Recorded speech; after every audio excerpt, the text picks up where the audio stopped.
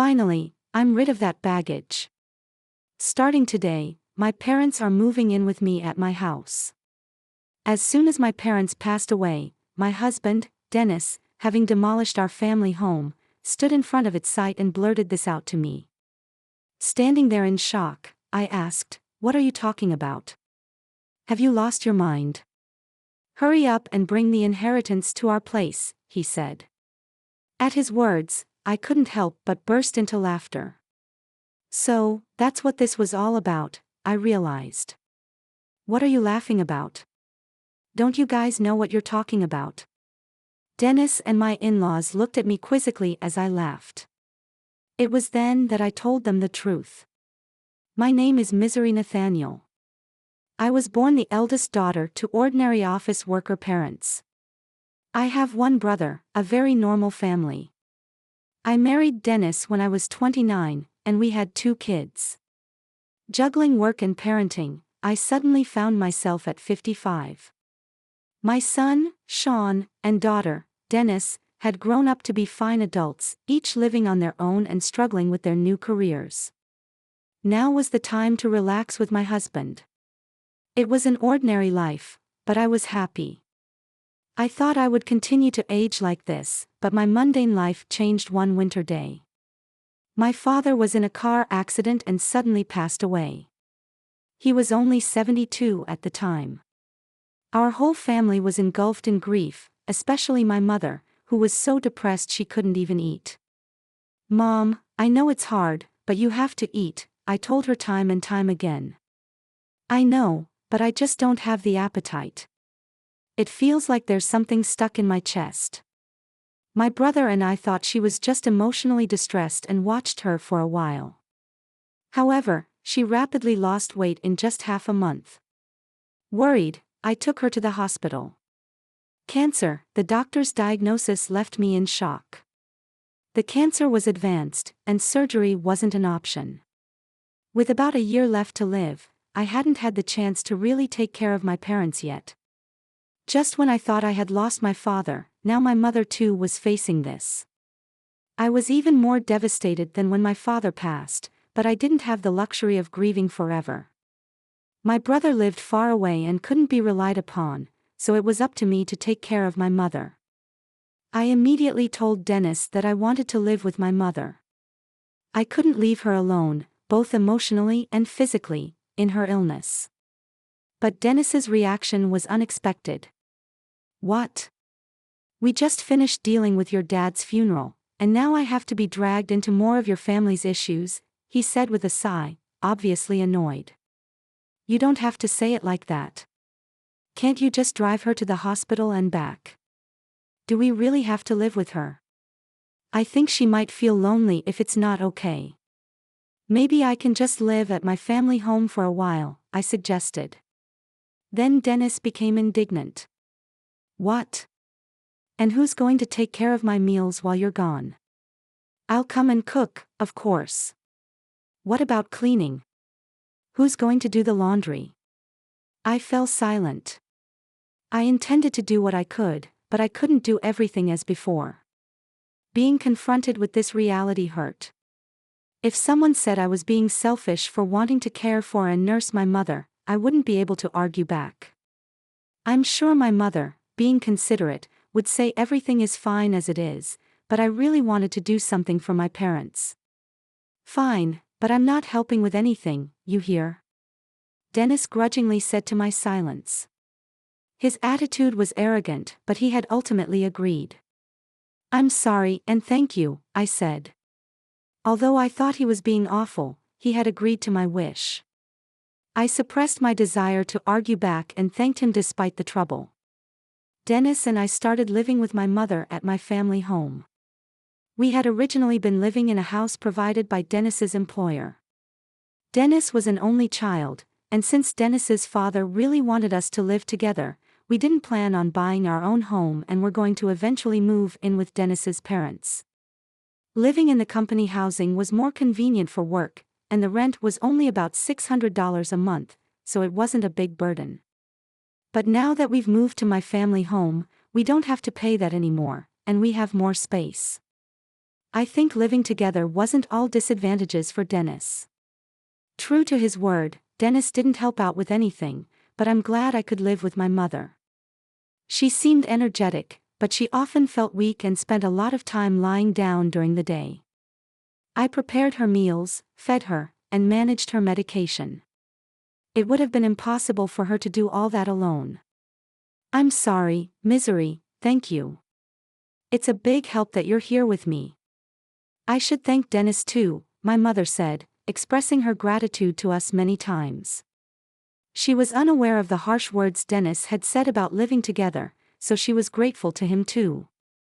One evening, after my mother had gone to bed and Dennis returned home while serving dinner, I brought up the subject of my mother's treatment. Dennis glared at me and said, "I don't know what you want me to say. I told you I'm not helping with anything." He refused even to listen. I needed someone to vent to, someone to consult. All I wanted was for Dennis to listen. Even after a month, 2 months, Dennis's attitude didn't change.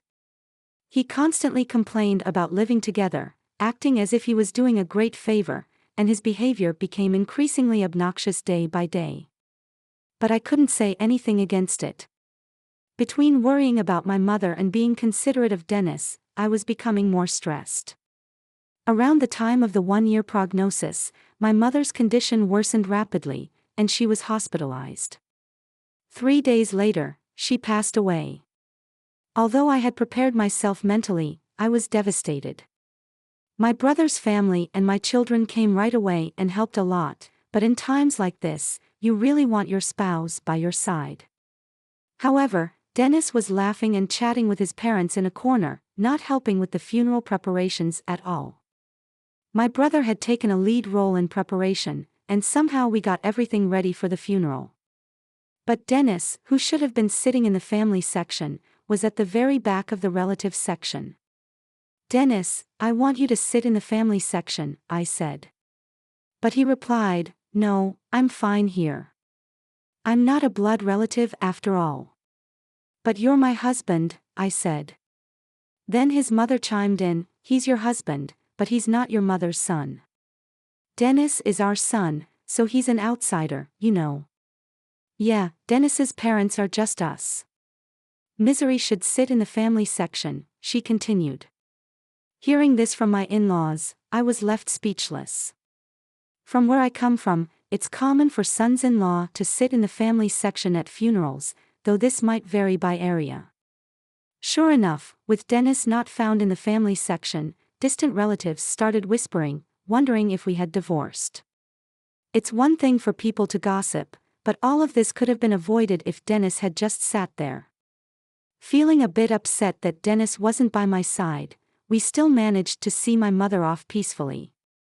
After the funeral, my brother's family, my children, Dennis, and his parents returned to my family home. "Thank you for coming, especially at such a busy time," I said to my in-laws, offering them some tea. They laughed and replied, "Really, it's something. First your father, now your mother. These funeral expenses are a burden for us too, but at least that's the end of it." I was stunned by their words. What did they mean by that? I couldn't believe they would say such a thing. I forced a smile and excused myself. Then I overheard Dennis talking with his parents. "It must have been tough for you, Dennis, living with outsiders," his father said. "Yeah, dealing with Misery's whims was a pain. A husband shouldn't just follow his wife's demands. If you don't like something, you have every right to refuse," his mother added. I clenched my fists. Their voices, laughing and chatting, were unbearable. But this wasn't new. Dennis's parents had always been insensitive and rude. When Dennis and I got married, his mother said, "Couldn't you find someone more attractive? I can't expect much for grandchildren." His father joked, "They say beauty gets boring after 3 days. With Misery, you won't get bored." And Dennis just laughed. "It's funny," he said. "Such a disrespectful family." I felt something snap inside me. Reflecting back, neither Dennis nor his parents had said a single comforting word to me, either at my father's funeral or after my mother's passing. Instead, they ridiculed me. I had felt sorry for imposing on Dennis, but now I questioned his behavior as a person. I had been too concerned about Dennis while just wanting to do right by my mother.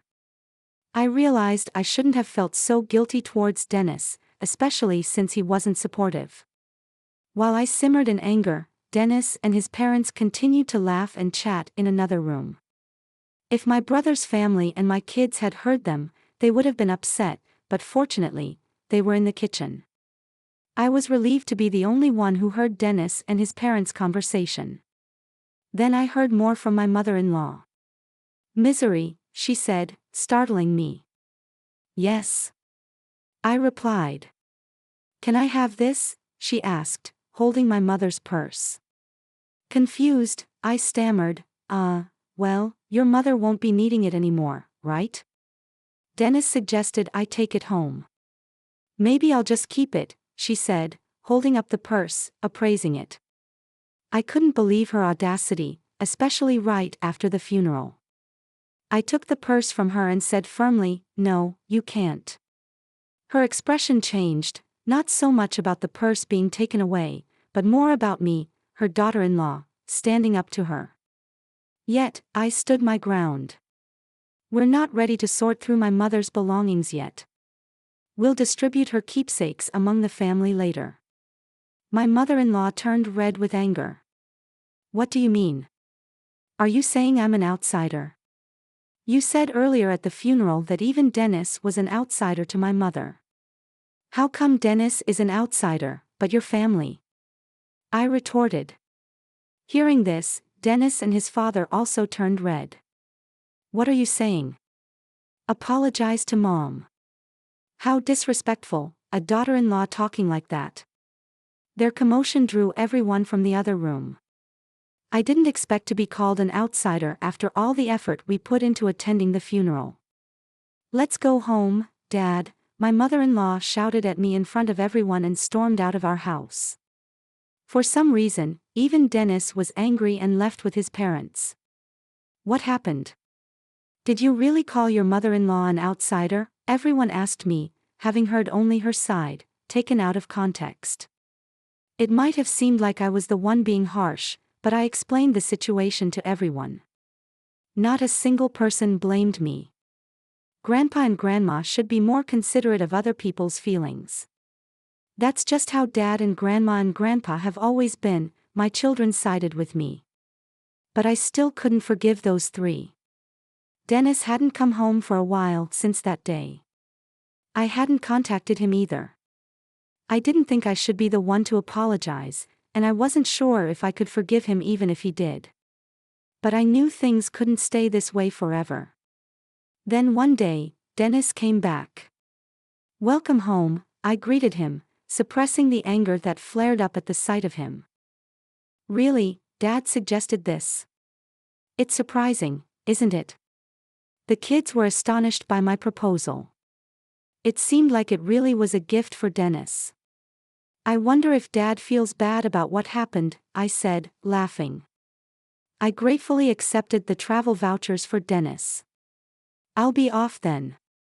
"Yeah, take your time. Stay with the kids at their places too." "Why not?" "Really? I can't be away that long." "Don't worry about me. I'll relax at my parents'." "Just enjoy yourself," Dennis said. With that, he sent me off. Dennis was happy to have me visit, so before the spa trip, I stopped by her place and then Sean's. I hadn't been able to visit them while caring for my mother, so I helped out by cooking and freezing meals for them. "Mom, you should relax, but thanks, this really helps," they both said, delighted to have my cooking at home. This opportunity was all thanks to Dennis's suggestion. Then came the eagerly awaited spa trip. I spent a relaxing time at the hot springs with my children. The weariness from caregiving and the sorrow of losing my parents seemed to have healed quite a bit. I was away for almost a week, but both my kids returned to their homes with bright smiles. That was fun. We should thank Dad for once, Dennis said. True, just this once. But I wonder if he's up to something, she joked. Don't say that. Dad thought about us in his own way, I laughed. When I returned home, planning to share the memories with Dennis and start our life anew as a couple, however, when I arrived home, I was speechless. What? The house is. I looked around in disbelief. Despite recognizing the location, the family home that should have been there was gone. Then, out of nowhere, Dennis appeared, followed by his parents. They were grinning at me, standing there dumbfounded. Dennis, what's going on? I asked. With the same sickening smile, Dennis said, finally, I'm rid of that baggage. Starting today, my parents are moving in with me at my house. What are you talking about? I replied, trying to stay calm. Then he opened his mouth. Have you lost your mind? Your family home has been demolished. Bring the inheritance to our place quickly. Whatever you inherited, it's Dennis's now. I realized then. The disappearance of the house was Dennis's doing, and it was all for the inheritance. Such betrayal. After thinking about the future on my way home, I was filled with indescribable sadness and anger. But demolishing the house won't make things go Dennis's way. I won't let it. I burst into laughter at the sight of their smirking faces. My laughter baffled Dennis and his father. What? Why are you laughing? What a weird woman. Has she gone crazy? My mother-in-law looked at me as if I were something eerie. Facing the three of them, I spoke up. Don't you guys know what you're talking about? I said to him. First off, I haven't inherited a single penny, so there's no inheritance.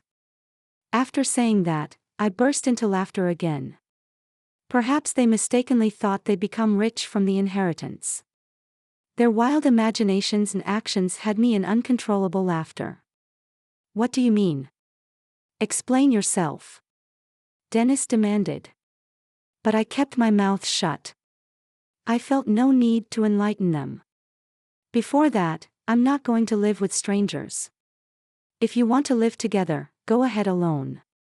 Ignoring Dennis's question and rejecting his initial suggestion made my mother-in-law furious.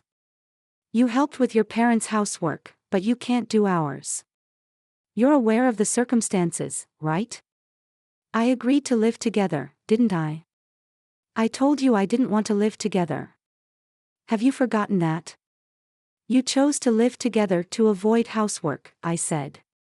Dennis and his mother bit their lips as I refuted them one after another. Also, demolishing the family home like that.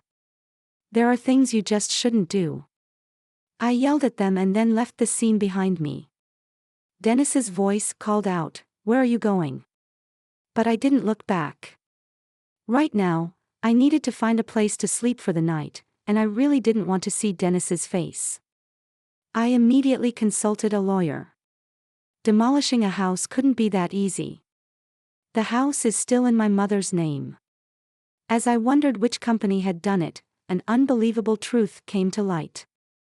Dennis and his father had demolished it themselves.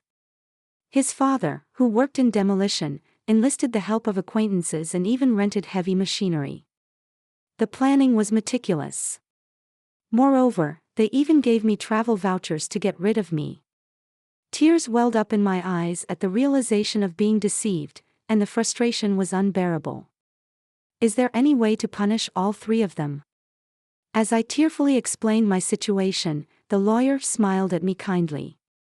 Dennis unlawfully demolished the house in your mother's name. He can be charged with property destruction and held liable for damages. Let's start by demanding a formal apology from Dennis and his parents. I nodded in agreement. The lawyer quickly proceeded with the necessary actions.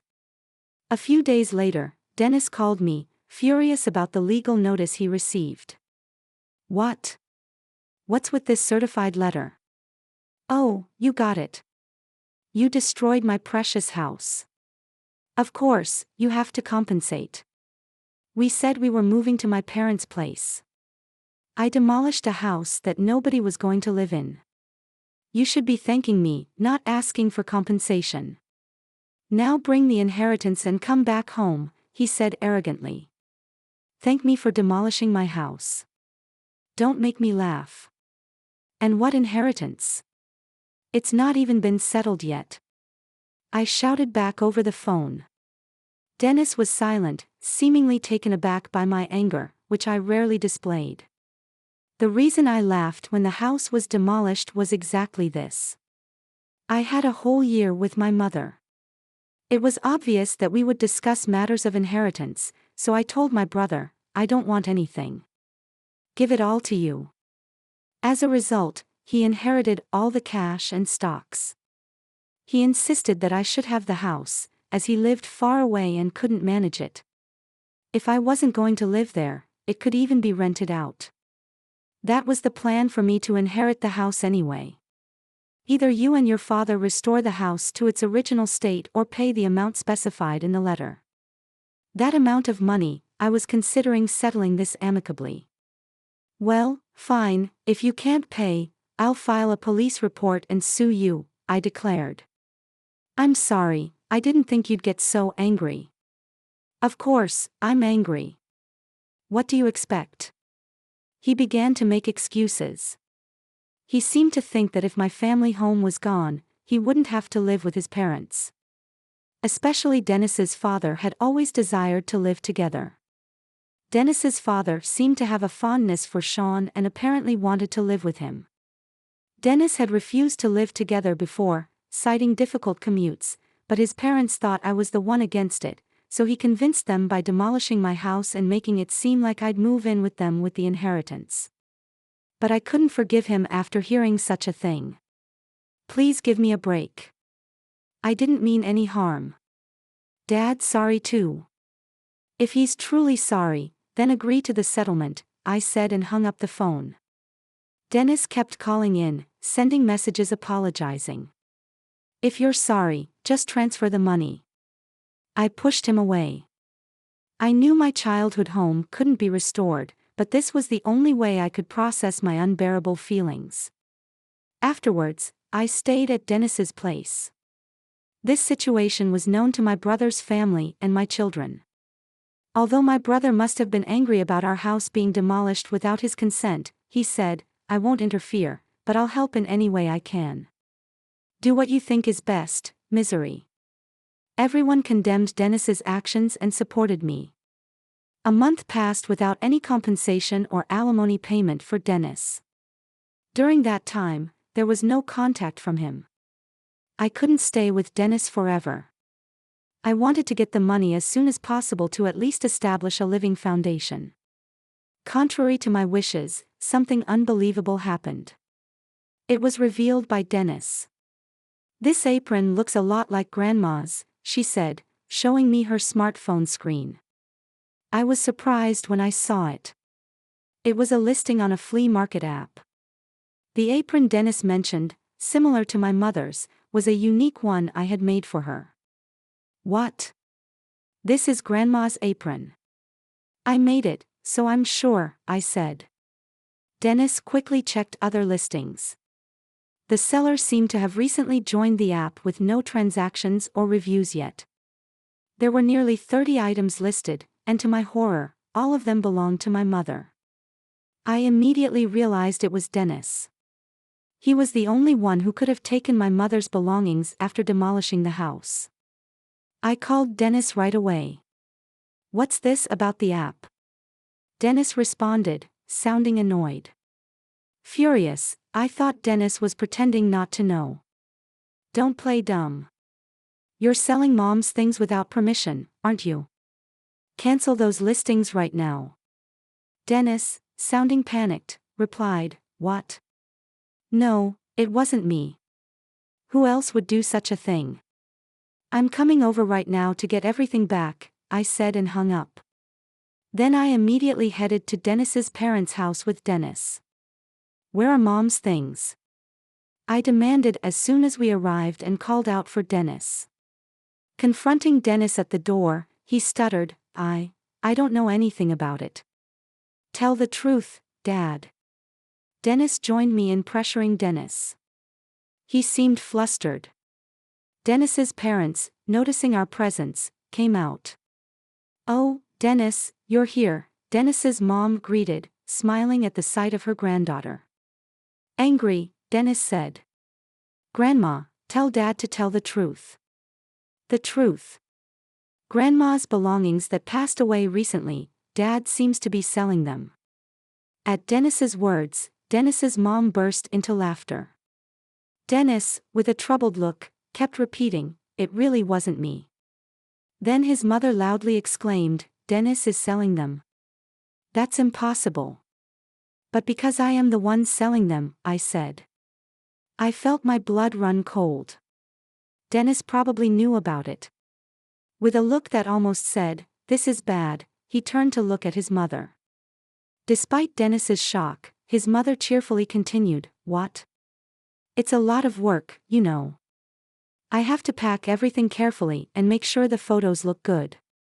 She seemed oblivious to the fact that she was selling stolen goods, chatting happily about the app.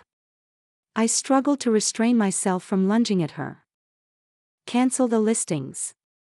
Those aren't yours to sell," Dennis read with anger and tears in her eyes, pleaded with her grandmother. However, Dennis's mother seemed displeased. "What's the big deal? I finally found a hobby I enjoy.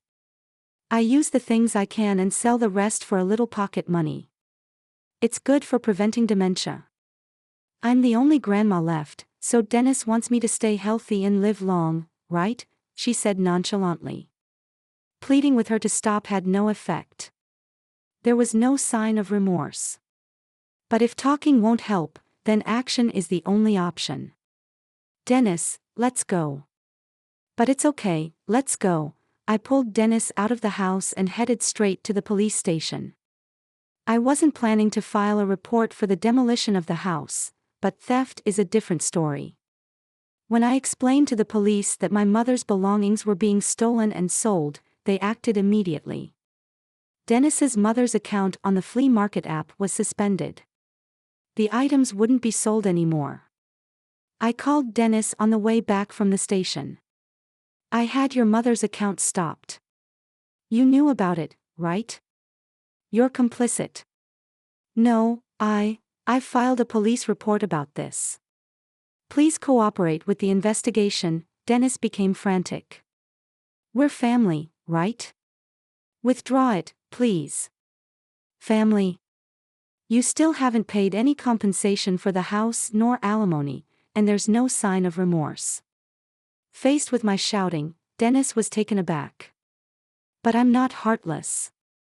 Despite everything, I have feelings for Dennis, having lived with him for so long," I said, sighing. "I'll wait for the money, but I won't forgive the theft. Return everything. And Dennis, your father looked quite unwell. Has he seen a doctor?" "What? I'm not a monster, so just passing on that message," I said and hung up. Dennis's father, whom I had just seen, was alarmingly thin and hadn't spoken much. His complexion was more than just pale, it was unnaturally dark. His ill health was obvious, but that family probably hadn't noticed. His wife nonchalantly selling stolen items and Dennis, who only acted tough with me, they lacked any real concern for others. The next day, I received a call from Dennis's father. Expecting it to be a thank you call, I was met with the complete opposite. "What do you mean by treating me like a sick person? Planning to dump me in a hospital to get rid of the hassle? I need to protect Dennis and my wife from you." "I'm not going to any hospital," he scolded. It was shocking to be reprimanded when I was just concerned. "Sorry for overstepping. I was just worried. I'm not frail or short-lived like your parents. Don't make a fool of me," he said.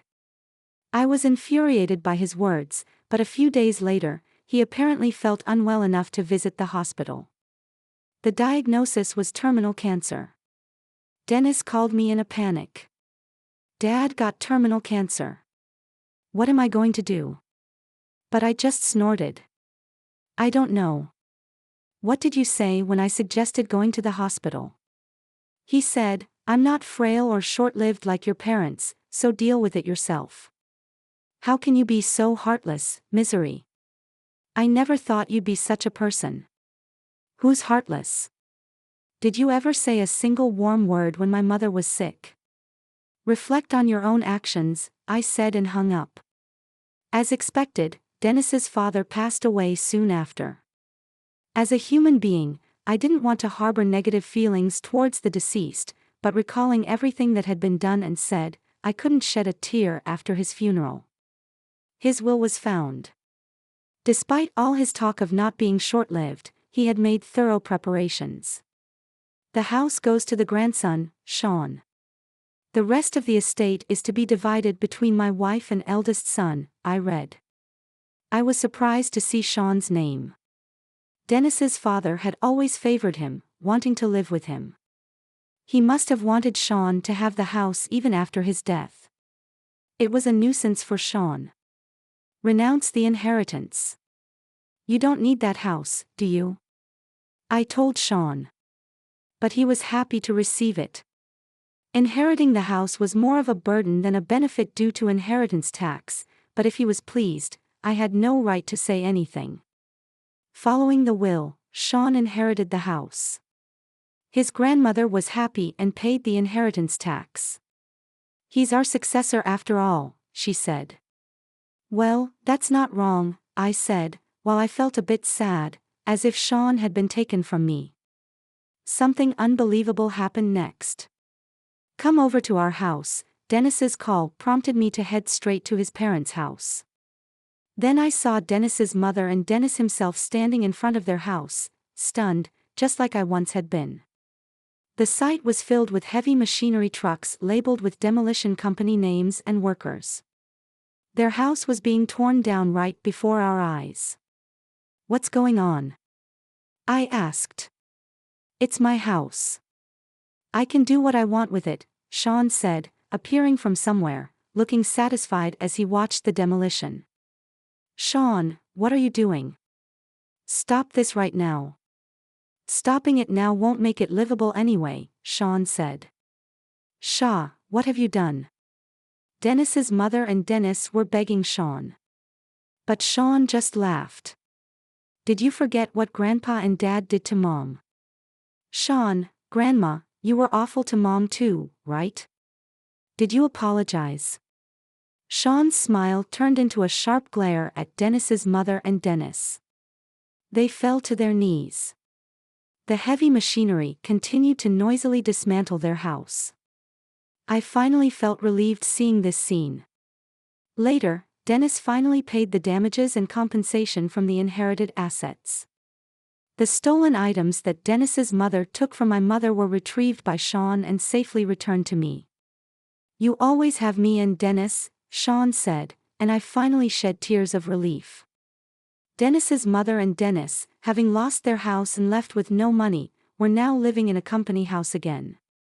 Dennis and I had moved out of the company house, but now Dennis and his mother had to return, becoming the subject of rumors. I explained the whole truth to Dennis's colleague's wife, who we were on good terms with. Dennis and his mother will likely have a hard life in the company housing, but it's their own doing. Additionally, after Dennis's retirement, they'll be forced to save up for a new place to live, I said. I sometimes think about asking my friend how Dennis and his mother are living now, just to have something to talk about. After that, I continued to stay at Dennis's house, but then Sean got engaged to be married. He was planning to build a house. The land of the former family home sold for a decent amount, and I was glad to see that even that house served a purpose. Mom, come live with us, Sean offered. His fiancée welcomed me warmly. Since I couldn't keep relying on Dennis, who lived alone indefinitely, I decided to take up on Sean's offer. I am thinking of living happily with my new family, determined not to become a mother-in-law like my own mother-in-law. Let's conclude the story shortly. Misery, now living with Sean and his fiancée, found a newfound peace. She was surrounded by love and support, a stark contrast to the toxic environment she'd endured with Dennis and his family. The inheritance drama had settled, leaving Dennis and his mother to face the consequences of their actions. They were back in the company housing, their lives a stark reminder of their own greed and lack of empathy. Sean, having inherited the family home and using the money from its sale, built a beautiful house for himself and his fiancée. Misery felt a sense of closure, knowing that the land that had held so many memories was now being used to create a new, happy home. Though she couldn't erase the pain of her losses, she had learned valuable lessons about family, loyalty, and the importance of standing up for what's right. She vowed to cherish the love she had found with her children and their families, and to never again allow herself to be taken advantage of. The bitterness of her past had finally faded, replaced by a quiet, contented happiness. Thanks for watching. How did you find the story? Let me know in the comments below. Remember to like this video and subscribe to our channel for more awesome stories like this. Your feedback and support mean a lot.